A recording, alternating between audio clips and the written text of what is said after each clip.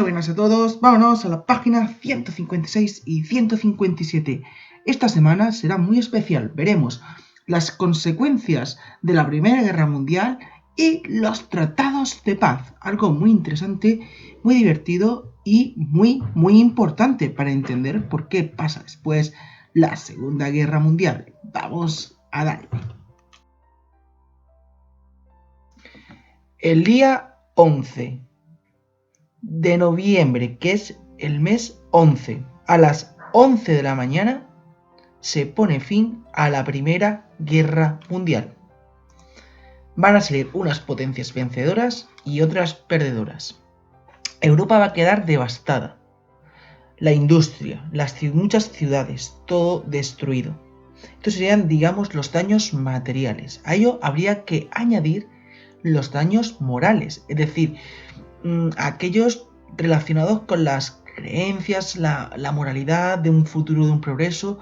Esto será muy importante para entender por qué va a ascender el nazismo. Y sobre todo, millones de muertos. Acordaros, era una guerra que en un principio, iba a durar tan solo unos pocos meses. Unos pocos meses se creían que iba a durar y al final, como sabéis, duró años. Francia se calcula que perdió 1,4 millones de muertos más 4,2 millones de heridos. Estos 4,2 millones de heridos, muchos de ellos no van a ser heridos como vosotros podéis imaginar de una pequeña bala, sino que van a estar muchos de ellos amputados. ¿Dónde va un joven de 22 años que ha perdido un brazo o una pierna? ¿Dónde va a poder trabajar? Alemania también se calcula que perdió en torno a 2 millones de hombres y 4,2 millones de heridos. A todas estas bajas habría que sumarles las civiles, que empezaron a ser bastante importantes. Austria-Hungría, en torno a 1,4 millones de muertos y 3,6 millones de heridos. Acordaros, vuelvo a incidir, todos estos heridos, muchos de ellos van a ser personas muy jóvenes amputadas, en edad de trabajar. ¿Qué van a hacer esas personas? ¿Dónde van a trabajar? ¿Qué va a ser de ellos en el futuro?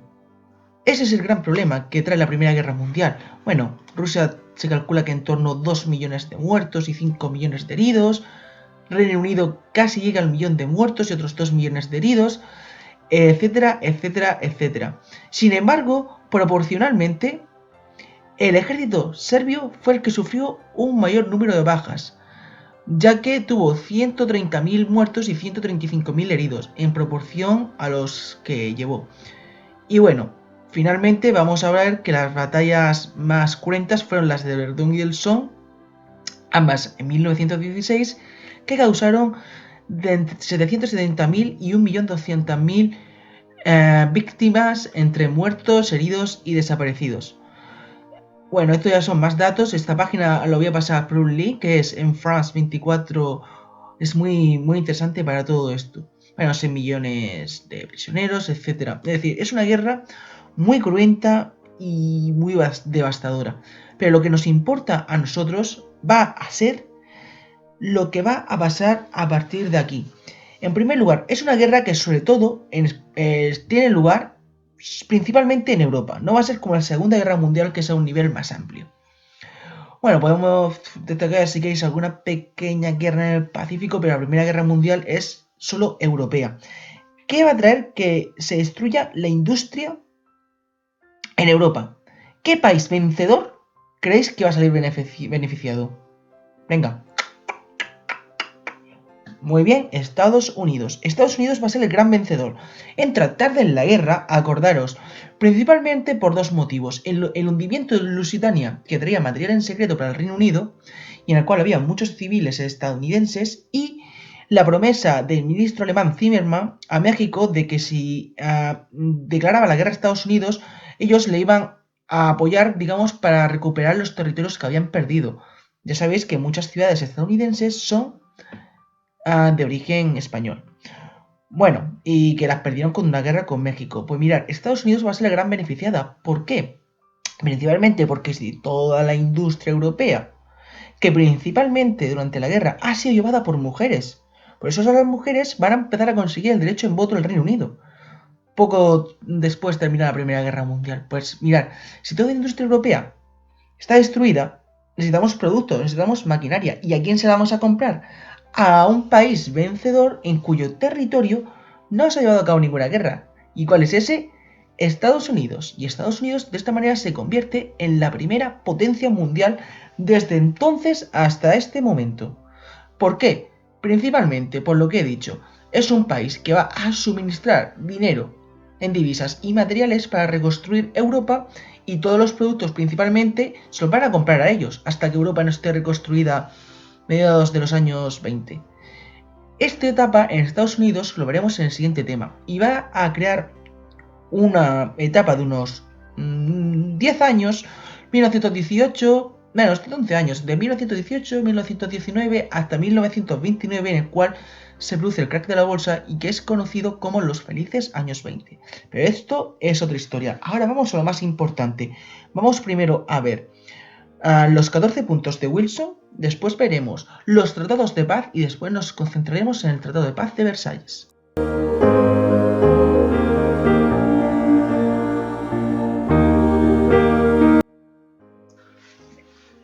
El 8 de enero del año 1918, Woodrow Wilson, el presidente de los Estados Unidos, redacta sus famosos 14 puntos para alcanzar una paz duradera en el futuro. Lo hace unos meses antes de que acabe el conflicto. Acordaros, el conflicto termina ese mismo año, el 11 de noviembre del año 1918 a las 11 de la mañana. Bueno, digamos que en estos 14 puntos tiene diversas condiciones, tanto económicas como de reducción de material militar, como de restauración de fronteras. Muchos de estos puntos posteriormente se van a reflejar en los tratados de paz. Por ejemplo, poner fin a la diplomacia secreta, que desaparezcan barreras económicas, reducción del armamento militar, así como, digamos, que muchos de los grandes imperios concedan autonomía a los pueblos que tienen en su interior. Por ejemplo, cuando se desintegra Austria-Hungría, van a hacer un país como Checoslovaquia y Austria-Hungría respectivamente. También, por ejemplo, podemos tener que Alsacia y Lorena formasen parte de nuevo de Francia, que estos dos territorios son unos territorios en disputa siempre entre Francia y Alemania, porque tras la guerra franco-prusiana, que es anterior a la Primera Guerra Mundial y que la visteis en el vídeo que subí anteriormente sobre los sistemas bismarckianos, acordaros que es ganada por Alemania y pierde estos dos territorios que forman parte de Alemania. Y digamos que cuando Alemania pierda la Primera Guerra Mundial, volverán a formar parte de Francia. Son unos territorios bastante interesantes en la frontera entre estos dos países y que siempre han formado parte, respectivamente, digamos que en el último siglo XX siempre han estado en disputa. Lo más importante, aparte de lo que he dicho, que es mayor circulación de capitales, favorecer la economía, reducción del ejército, reestructuración de las fronteras. El punto más importante es el 14, que es la creación de una Liga de las Naciones, que se va a conocer como la Sociedad de las Naciones y que va a integrar a muchísimos países. Lo que pretendía la Sociedad de Naciones es lo que pretende nuestra ONU actual. Es decir, es que todos los países, en este primer momento no van a entrar todos los países, van a entrar los principales, en la ONU están prácticamente todos los países, dialoguen entre sí para poder evitar los conflictos.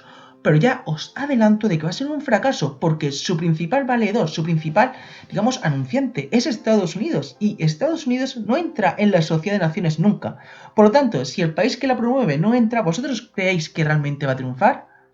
No. Y entre otras cosas, ¿por qué no triunfa? Porque unos años después, en el año 1939, en concreto el 1 de septiembre, Alemania invade Polonia, el estrecho de Danzig concretamente, y comienza la Segunda Guerra Mundial. Posteriormente, ya sí, cuando se forma la ONU, entra Estados Unidos y están actualmente prácticamente todos los países del mundo. Ahora nos vamos a centrar en los tratados de paz. Los tratados de paz se conocieron como la Paz de París y fueron una serie de 5 tratados redactados entre 1919 al año 1920. El más importante es el de Versalles, que se firmó con Alemania. El Tratado de Saint-Germain se firmó con Austria, que se separa de Hungría y, digamos, da lugar a varios países. Después, el Tratado de Trianon se firmó con Hungría recién independizada. Después tenemos el de Neuilly con Bulgaria y el de Sèvres con el Imperio Turco. Y ahora vamos a centrarnos en el mapa que tenéis aquí. Mirad, Alemania cede Alsacia y Lorena a Francia. Schleswig-Holstein a Dinamarca. Si lo he dicho mal, lo siento, no es alemán. Eupen y Malmedy a Bélgica, Posnania a Polonia y Niemen a Lituania. Y Prusia queda separada por el estrecho de Danzig, por el cual Polonia consigue salida al mar. Si actualmente veis un mapa de Polonia, veréis que Polonia limita con el mar, es decir, tiene salida al mar, pero en estos momentos no tenía salida al mar, es decir, no podía comerciar marítimamente y se le concede mediante este estrecho de Danzig, que lo que hacen es separar, como veis en el mapa, Prusia, es decir, la parte de la Alemania oriental de Alemania, separando estos dos territorios alemanes. De hecho, para Hitler será una de las, digamos, mayores vergüenzas y para los alemanes que se separen dos pueblos para conceder salida al mar a otro. Después tenemos que el Imperio Turco llega a su fin y, el Imperio Austrohúngaro llega a su fin y nacen, como he dicho, Austria, Checoslovaquia, Yugoslavia, que va a seguir hasta fechas muy recientes, años 90, con una guerra devastadora, Hungría y obviamente Polonia. El Imperio Turco cede territorios a Grecia, Francia y al Reino Unido mediante mandatos. Y aquí tenemos una cosa importante. La Unión Soviética, digamos que cede territorios, pero todos estos territorios que son, digamos, Finlandia, Estonia, Letonia, Lituania, Polonia, que ha perdido Rusia, poco después los va a volver a recuperar, ya que estas naciones se van a integrar en la Unión Soviética. Y ahora sí, chicos, muy atentos, vamos a lo más importante, el Tratado de Versalles.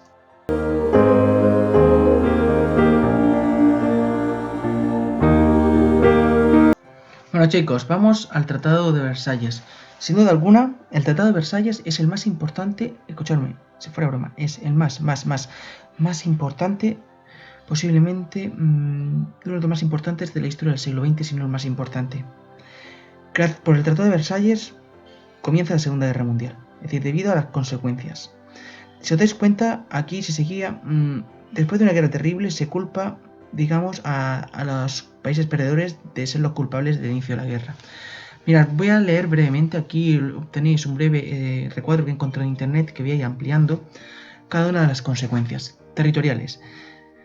Francia recupera Alsacia y Lorena, Eupen y Malmedy pasan a Bélgica, como ya he dicho, el pasillo polaco, el estrecho de Danzig pasa a formar parte de Polonia, con el cual consigue salir al mar, Dinamarca también consigue territorios, y digamos que en total Alemania pierde el 13% de ese territorio, es decir, el Imperio Alemán pierde el 13% de su territorio. Pensad lo que es eso, y 6,5 millones de habitantes. Además, la cuenca carbonífera del Sarre pasará a ser administrada por la Sociedad de Naciones y explotada económicamente por Francia durante 15 años. Es decir, vosotros imaginaros que un país que os ha vencido la guerra encima se queda con el carbón de la principal zona carbonífera de vuestro territorio y que encima la explota.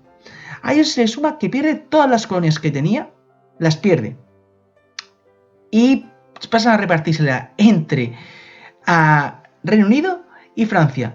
Y bueno, y también Bélgica y Japón se reparten territorios pequeños. Respecto a las militares, drástica limitación de la armada, es decir, se prohíben fabricar tanques, el ejército pasa a 100.000 aviones, sin nada, se desmilitariza Renania, que es una zona, digamos, que está cerca del Rin, es decir, no puede ser ocupada militarmente.